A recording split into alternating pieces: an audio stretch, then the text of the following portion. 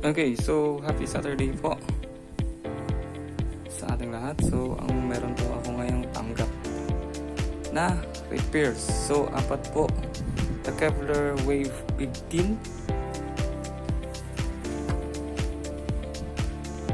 Kevlar Wave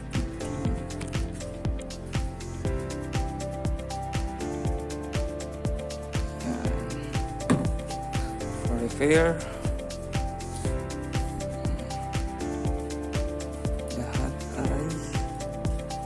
Busted ang kanyang drivers, instrumental speakers.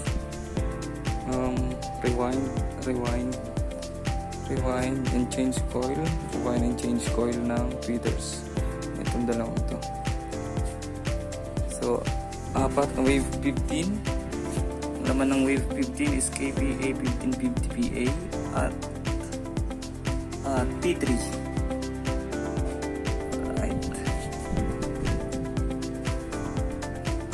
Pinick up pa namin to sa Calapan City, Oriental, Mindoro. So, salamat kay ma'am na nag-recommend sa akin as their technician. So, ayan. So, eto. Second day sa pag-check ng mga nire-repair natin. So, nasa loob siya ng bahay ngayon. Ang na-open ko pa lang is 2 out of 4. So, ito ang itsura ng overdrive speaker. Ayan, sunog ang coil. So, Wave 15, meron siyang 65.5 mm voice coil. Ayan. So,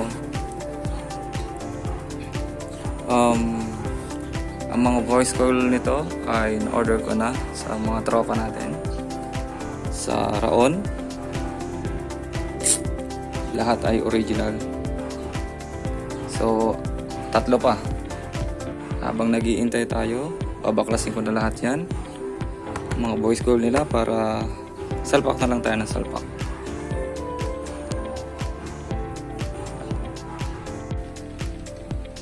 Alright, so today po is November 23, 2024, and as of today, yung nire-repair natin Kevlar Wave 15 ay 90% done. Ayan. So, nag-iwan ako ng isang open at bagong palit ng voice coil, original voice coil ng Kevlar. So, it plays really good.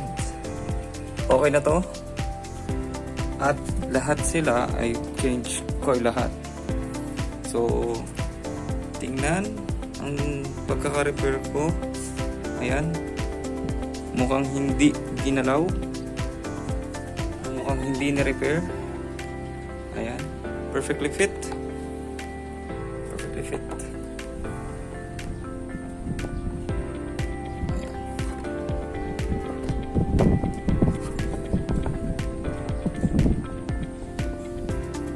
Ito din.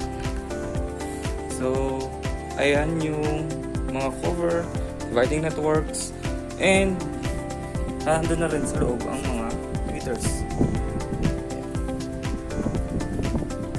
So, itong isang to, iniwan ko para ipakitang bagong palit na rin ng mga coil. So, original coil ng Kevlar. Ayan. So, 90% done. Pag na-assemble na to, ready na for testing and deliver.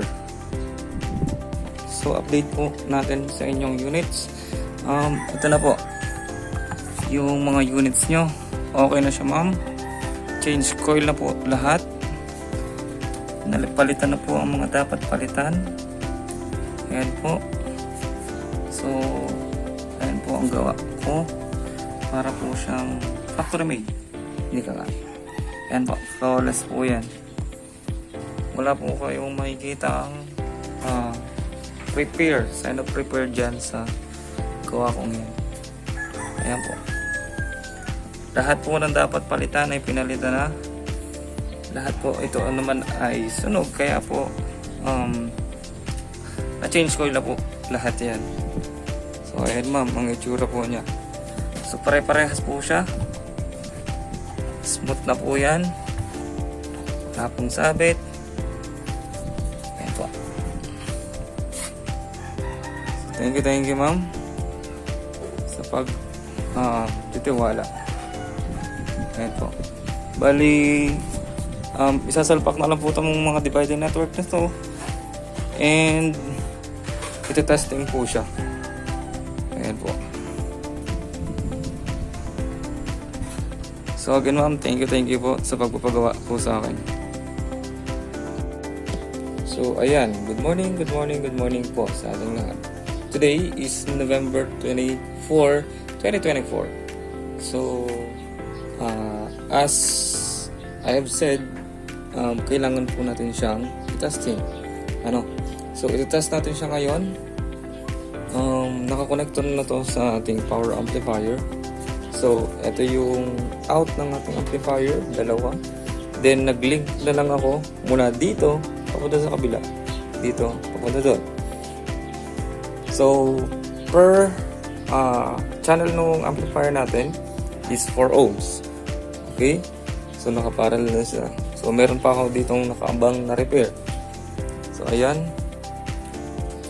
So, naka MG16X tayo. Si E30 ang magdadala doon. So, ayan. So, naka-channel 11 and 12 tayo. Nakaangat na konti yung fader. Then, play tayo ng konting music. Nag-prepare na ako. So, ito muna. So, ayan. So, sign ng konti para medyo maganda sa recording. Ayan. So as you can see, gumagana na lahat.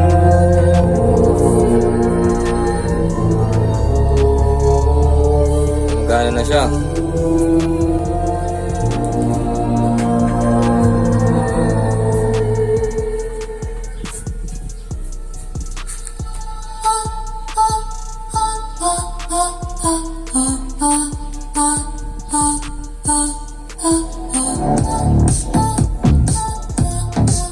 Ayan.